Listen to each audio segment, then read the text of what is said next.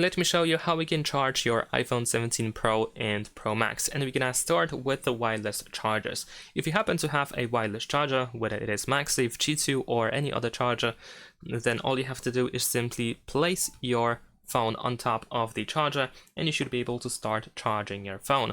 If there is no connection, if your iPhone doesn't start charging, just make sure that your wireless charger is properly connected, and then you can also just move your iPhone a little bit like up or down in order to try to make it work. But generally speaking, we can use pretty much any wireless charger in order to charge our iPhone.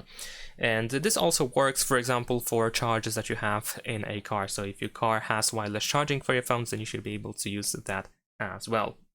However, the most efficient method or the most efficient way of charging your iPhone, it's still gonna be the power adapter. So USB charging.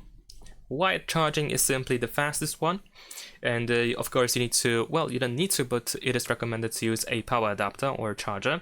In my case, I have a Xiaomi power adapter and it works just fine, so you don't have to have the original Apple charger. You can use a custom one as well, or made by other brands. And what you need to know about chargers is that, of course, they can have different ports. So if you have USB-A port like I do over here, then you also need to use a proper USB cable, where we have USB-A on one side and USB-C on the other side. The original cable that we have is USB-C on both ends, so you would have to use a charger that has USB-C port over here as well. However, if you don't have a charger yet, if you don't have the power adapter yet, and then you can use pretty much anything else that provides power through the port, through the USB port. It can be a computer, once again, it can be a car, it can be like a power bank or something similar to that. Anything that can grant you the power through the USB cable can be used in order to charge your iPhone.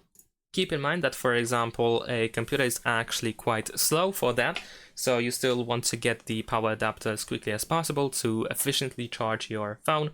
But nevertheless, if you decide to use a cable, then you just have to plug the cable to the USB port that we have at the bottom of the iPhone, and there we go, we are now charging. And that's pretty much it. Thanks for watching, leave a like and subscribe.